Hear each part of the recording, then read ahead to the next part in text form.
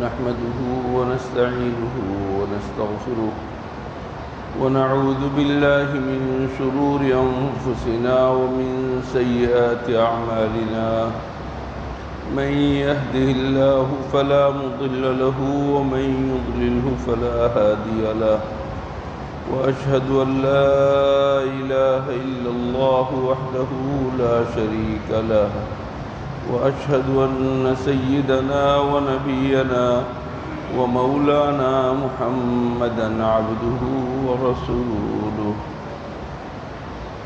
صلى الله تعالى عليه وعلى آله وصحبه وبارك وسلم تسليما كثيرا.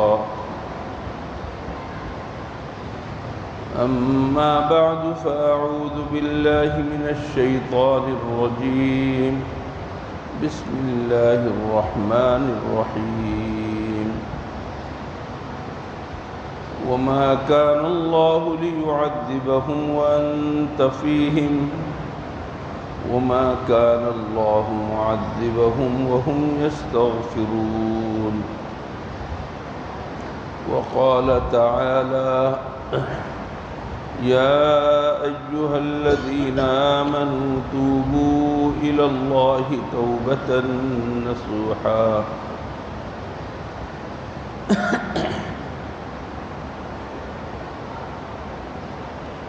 وقال تعالى: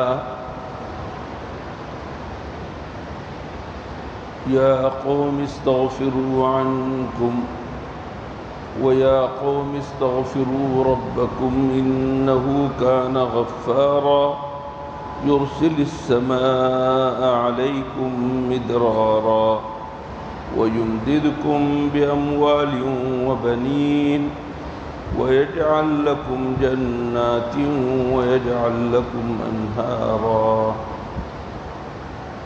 صدق الله مولانا العظيم وبلغ رسوله النبي الكريم ونحن على ذلك من الشاهدين والشاكرين والحمد لله رب العالمين.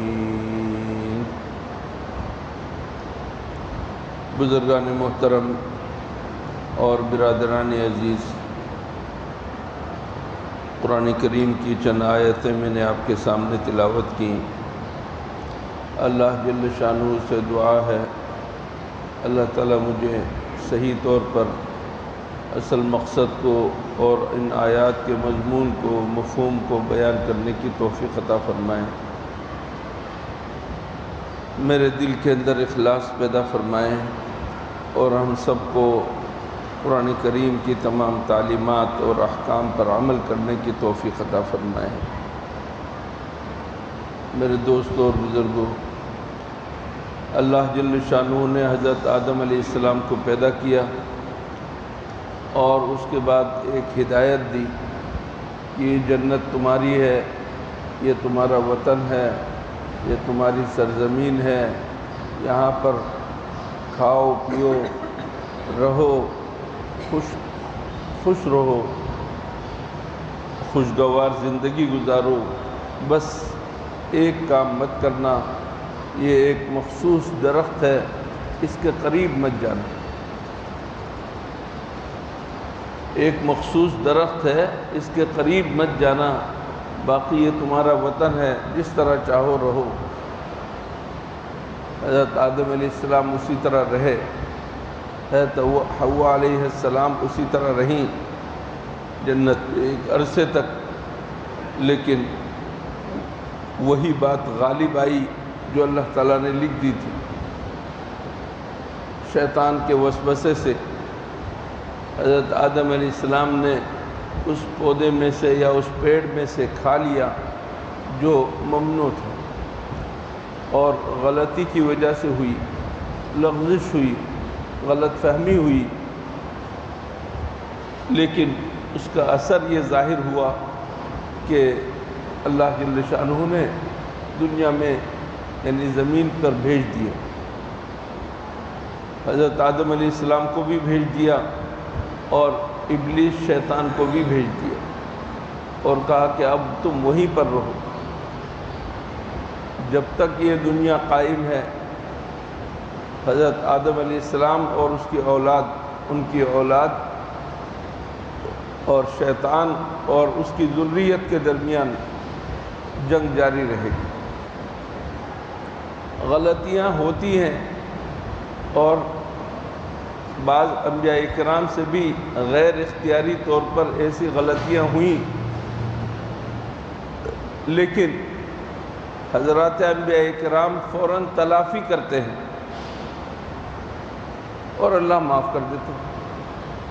فَتَلَقَّى آدَمُ مِن رَبِّهِ كَلِمَاتٍ فَتَابَ عَلَيْهِ، شیطان سے اللہ تعالیٰ نے کہا کہ تم نے سجدہ کیوں نہیں کیا؟ تو وہ اکڑ گیا، کہنے لگا کہ میں تو اس سے برتر ہوں، مجھے آگ سے پیدا کیا ہے تو نے، اور اس کو مٹی سے، مٹی کا کام درماندہ ہونا ہے، مٹی کا کام رلنا ملنا ہے، مٹی کا کام زمین کے نیچے ہے، زمین کے اوپر ہے، اور جبکہ آگ تو اوپر کی طرف جاتی ہے، آگ کا کام جلانا، بھسم کرنا ہے، میں کیسے سجدہ کر سکتا ہوں اس کو؟ اللہ کے سامنے اکڑفوں دکھائی،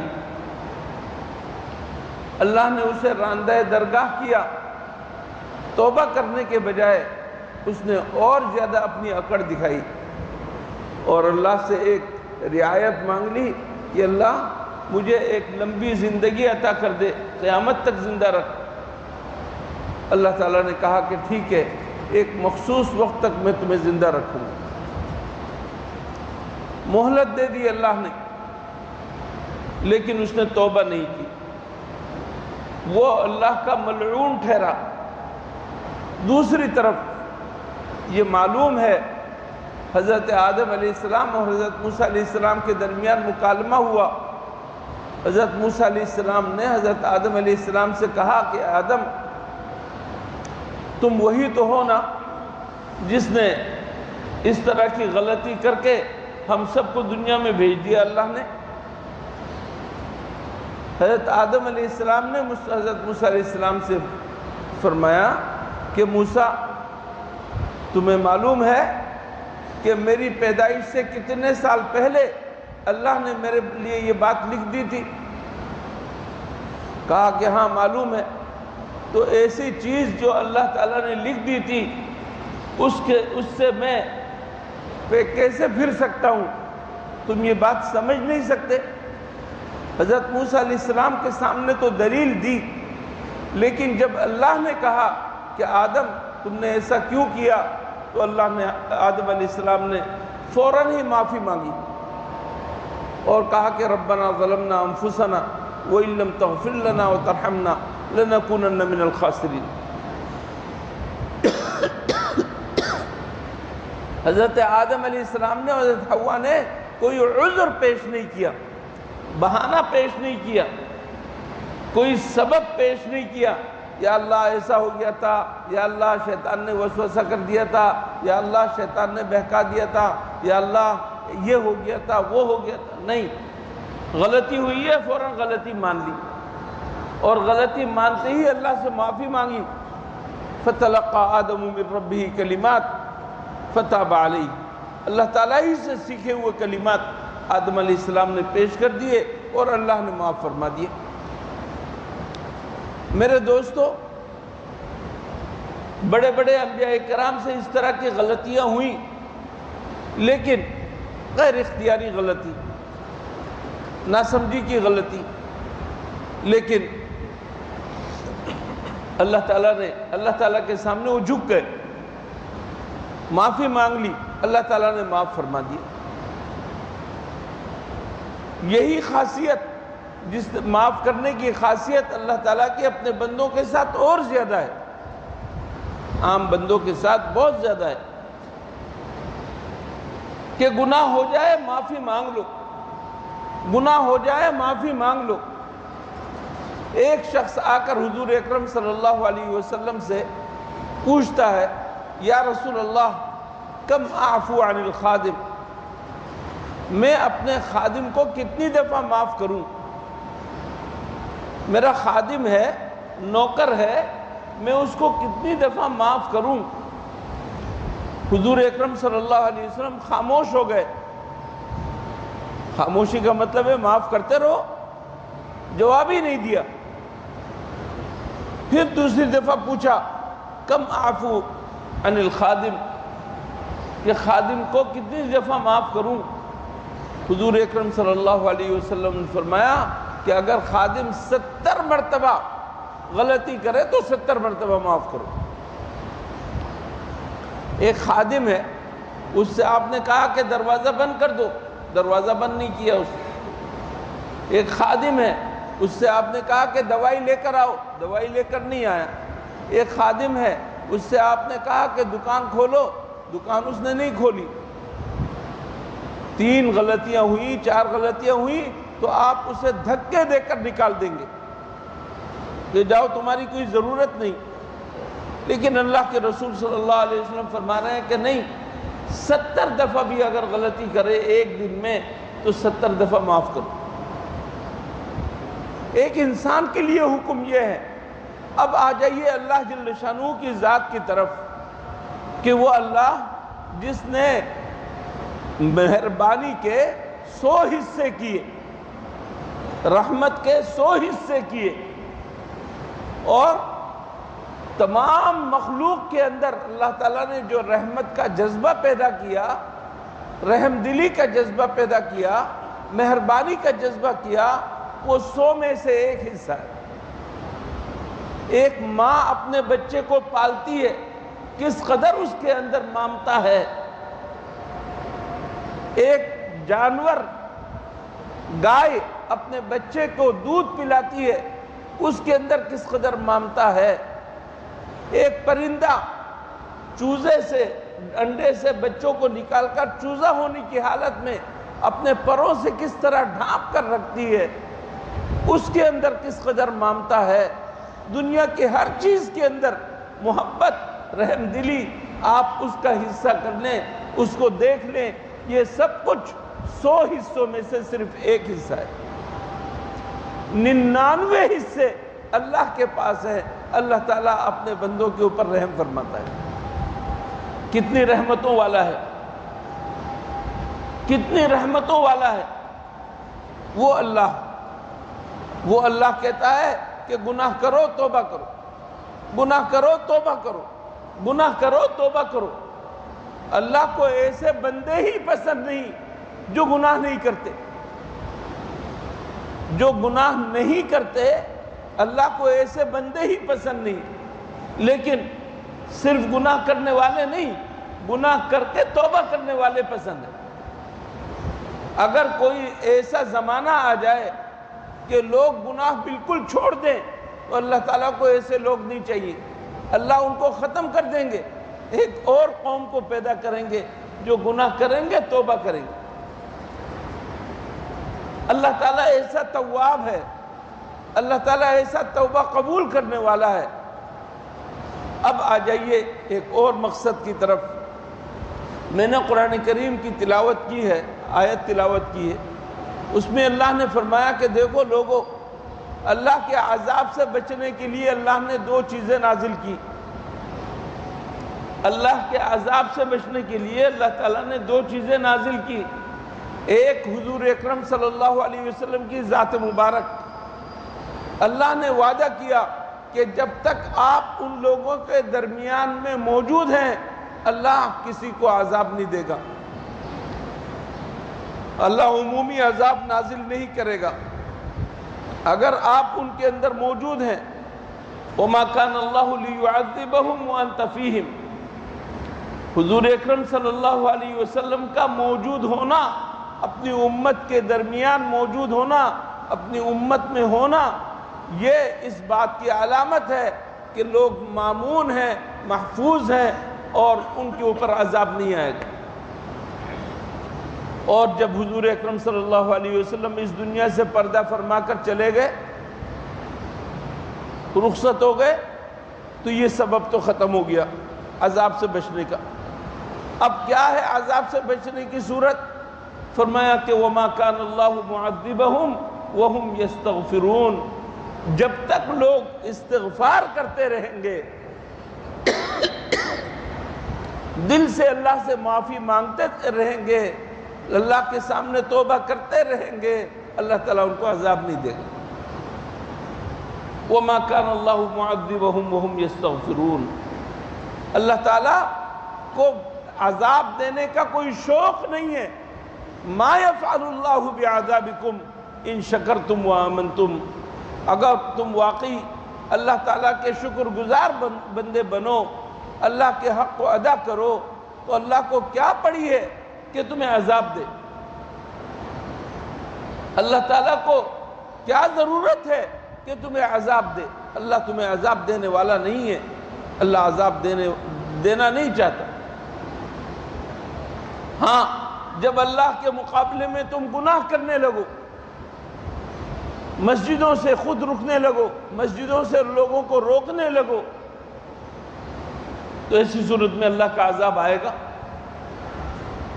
کہاں ہم مسجدوں سے روک رہے ہیں؟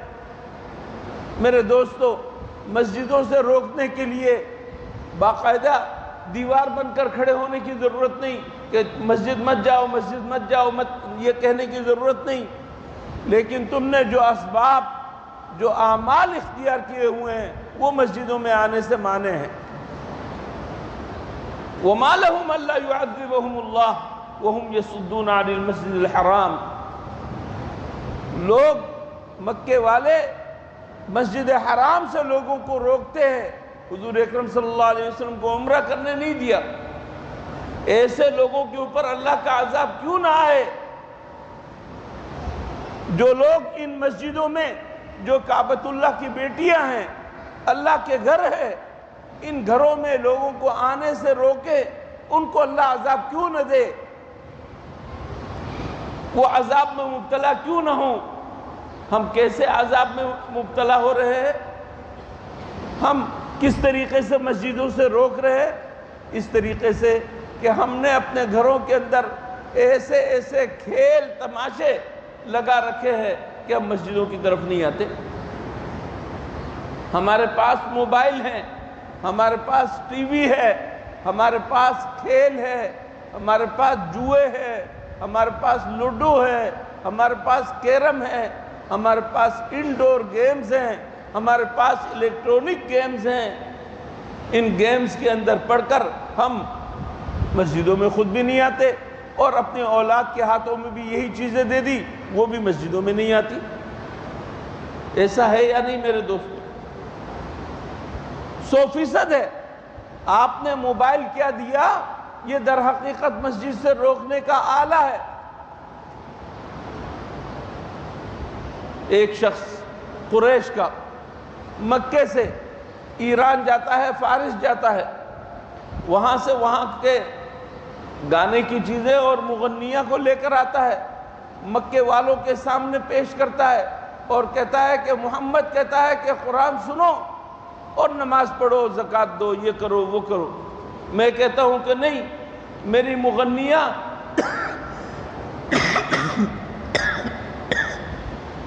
یہ میری رقاصہ ہے، ڈانس کرنے والی ہے، اس کے ڈانس دیکھو، اس کے رقص دیکھو اور اس کے گانے سنو، تمہیں نماز پڑھنے کی کوئی ضرورت نہیں۔ نماز سے روکنے کے لیے میرے دوستو رقص کی ایجاد ہوئی، نماز سے روکنے کے لیے گانوں کی ایجاد ہوئی، گانوں کو اعلی کار بنایا گیا۔ بتلائیے، یہی چیز تو مانے ہیں نا نماز سے؟ آپ اندازہ لگائیے کہ کتنے سارے ہمارے لوگ ہیں جو فجر کی نماز میں نہیں آتے، ظہر کی نماز میں نہیں آتے، عصر کی نماز میں آ سکتے ہیں نہیں آتے، بالکل مسجد کے قریب قریب ہوٹلوں میں بیٹھے رہتے ہیں، لیکن نماز یہاں جماعت کے ساتھ ہو رہی ہے، جماعت کے لیے نہیں آتے۔ بتلائیے میرے دوستو، جب آپ امن کی جگہ پر نہیں آئیں گے، عذاب کی جگہ جائیں گے، عذاب آئے گا یا نہیں؟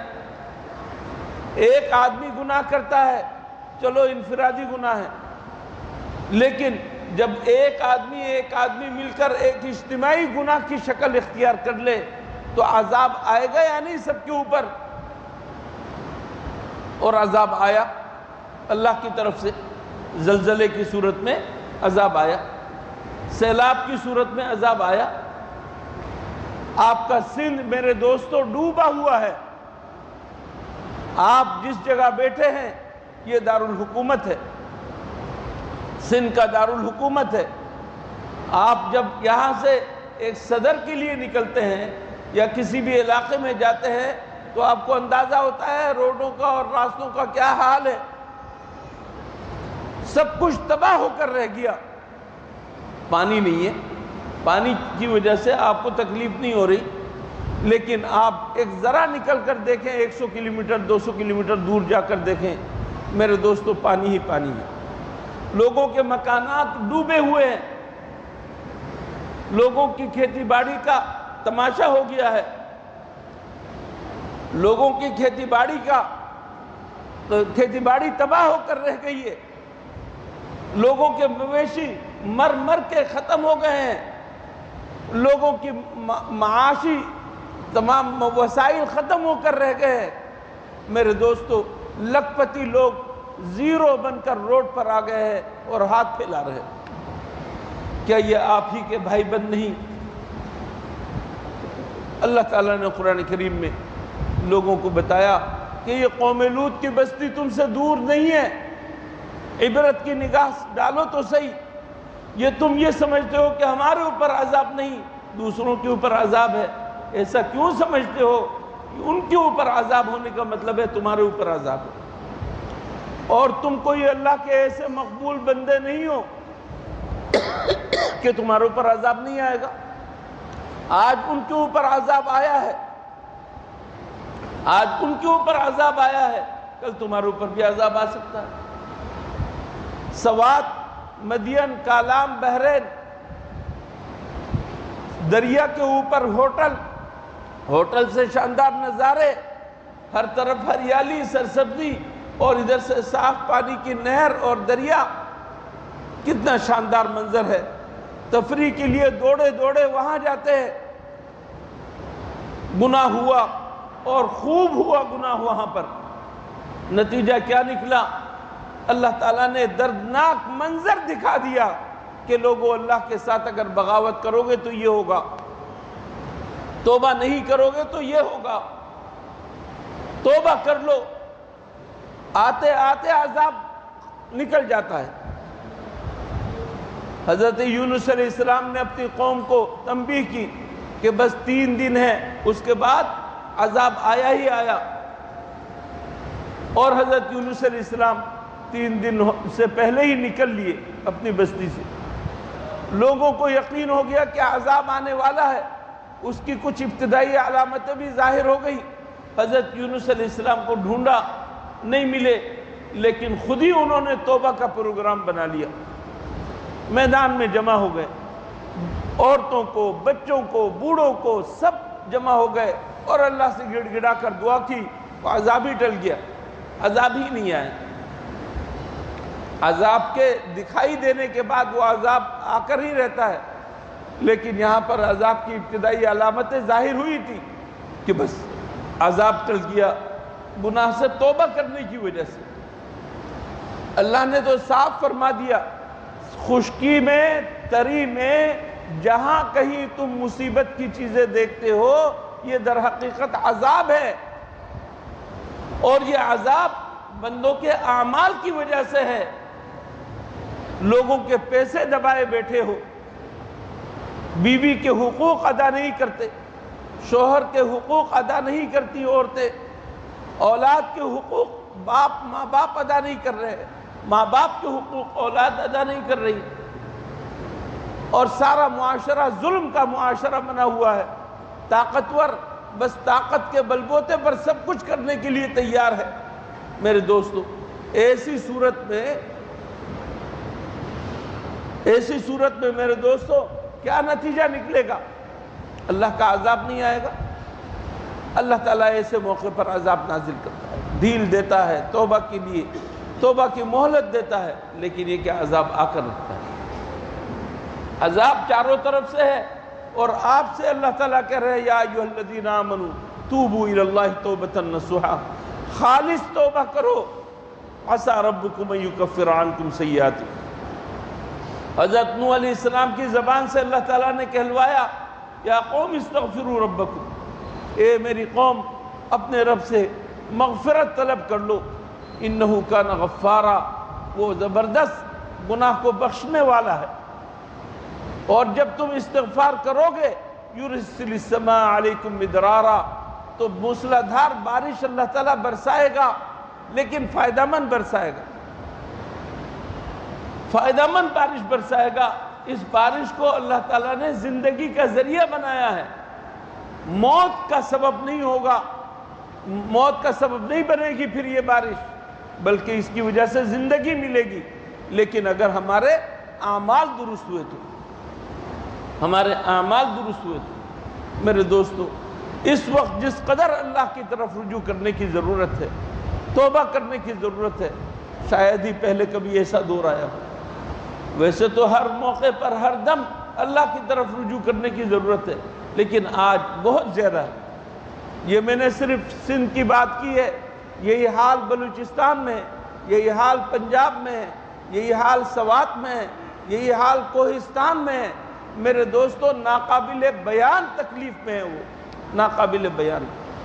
مچھر کا مقابلہ کریں، دھوپ کا مقابلہ کریں، بارش کے پانی کا مقابلہ کریں، سیلابی ریلوں کا مقابلہ کریں، نہ کیا کہتے ہیں جائے ماندن نہ پائے رفتن، نہ چلنے کے لیے ان کے پاس پیر موجود اور نہ ٹھہرنے کے لیے جگہ موجود، نہ سائے کے لیے سائبان موجود، کچھ بھی ان کے پاس موجود نہیں ہے۔ اللہ تعالیٰ ایسے وقت سے بچائے، اللہ تعالیٰ ایسے وقت سے بچائے۔ میرے دوستو،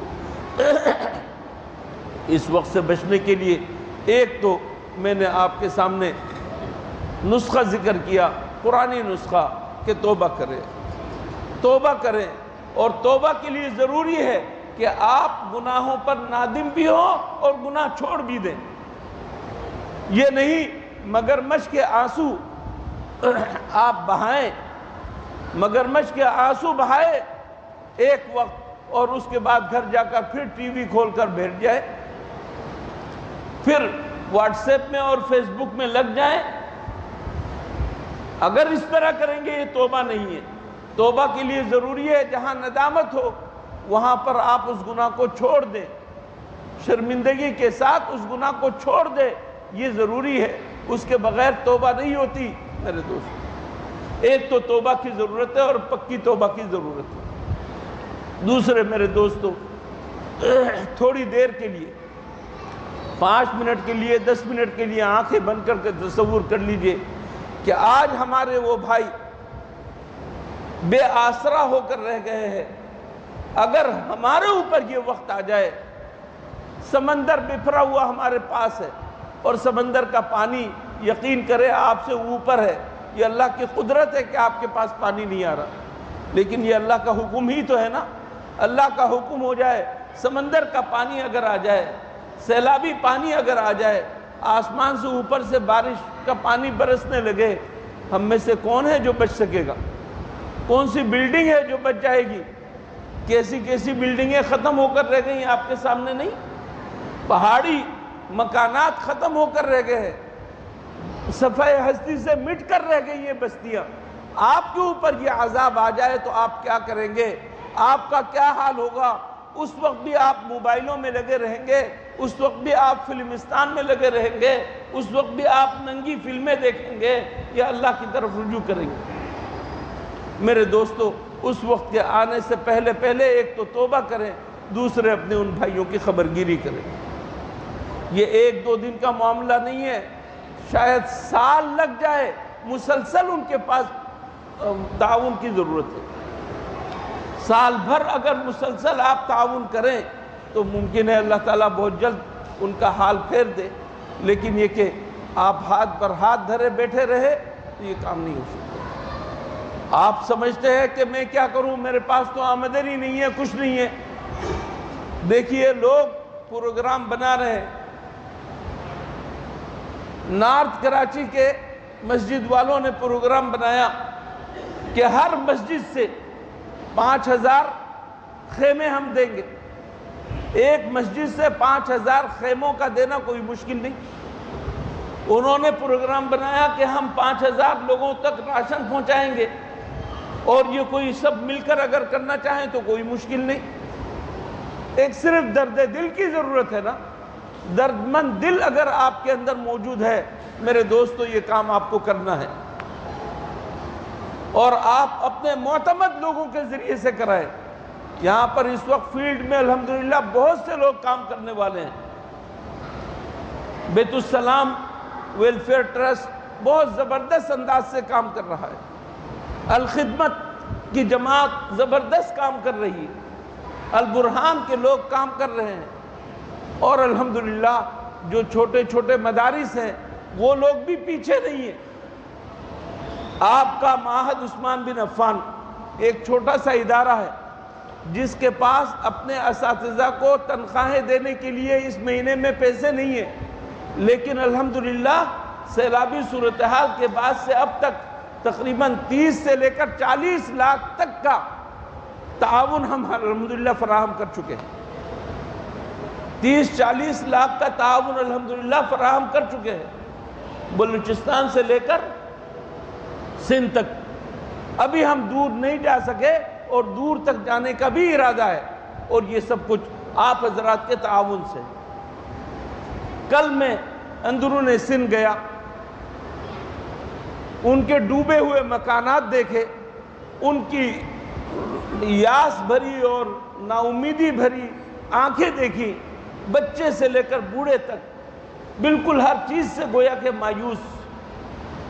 آپ اگر ان چیزوں کو دیکھ لیں تو آپ کی راتوں کی نیند اڑ جائے، آپ کی بھوک ختم ہو جائے، ایسی صورتحال ہے میرے دوستو، ایسی صورتحال ہے۔ اس سلسلے میں ایک تو ذاتی طور پر آپ کو توبہ کرنے کی ضرورت ہے، گناہوں کو چھوڑنے کی ضرورت ہے۔ دوسرے میرے دوستو، سلسلہ جاری ہے تعاون کا۔ اگر آپ معہد عثمان بن عفان کے اوپر اعتماد کرتے ہیں تو اس ذریعے سے بھی آپ تعاون کر سکتے ہیں، اور انشاءاللہ آپ کا ایک ایک پیسہ زکوٰۃ کا پیسہ ہو تو زکوٰۃ بتا دیجئے، اور اگر غیر زکوٰۃ ہو تو وہ بھی بتا دیجئے۔ ہم انشاءاللہ مصرف تک پہنچانے کا پورا اہتمام کرتے ہیں، اور الحمدللہ اس سلسلے میں جس قدر احتیاط ہو سکتی ہے وہ سب احتیاط کر رہے ہیں۔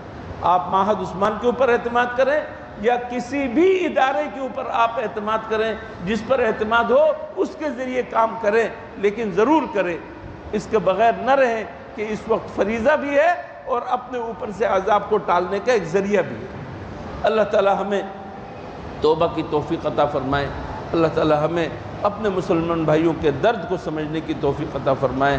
وآخر دعوانا ان الحمد